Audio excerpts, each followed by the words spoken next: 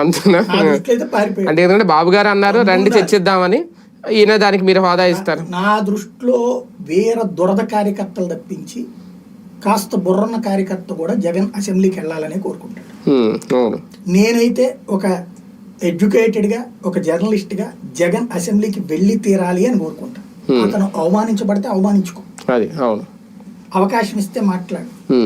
గంట ఇవ్వకపోతే 5 నిమిషాల్లో నువ్వు మాట్లాడాల్సింది మాట్లాడేసి నాకు గంట టైం ఇవ్వట్లేదు అంటే నేను అన్నది. ఇప్పుడు 3 టాపిక్స్ నేను రేజ్ చేశాను ఇక్కడ కాబట్టి మీకుతో ఇంత ఫ్రీగా మాట్లాడాను, నాకు ఇంత టైం అక్కడ ఉండదు, వెళ్ళి ఉపయోగం ఏముంది అనేది ఆయన జగన్ గారు స్వయంగా ప్రశ్నించారు. ఆగిపోవాలిగా, వచ్చాడుగా 3 ఏళ్ళు, చివరిలో ఆగిపోయాడు ఆయన. నేనేమి వివరంగా కూర్చుని పో, నువ్వు ఎంతమంది అంత వివరంగా మాట్లాడావు అసెంబ్లీలో, ఓటేసాడు ఎవడన్నా.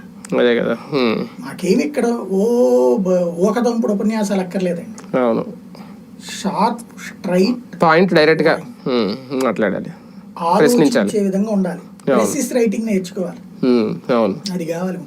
రైట్, చూద్దాం. మొత్తానికి జగన్మోహన్ రెడ్డి గారు అయితే ఇమీడియట్ గా రియాక్షన్ నిన్న పాయింట్ వైజ్ గా మాట్లాడారు, అన్ని రేజ్ చేశారు, ఆయన ఇవ్వాల్సిన క్లారిటీ కూడా ఇచ్చేశారు.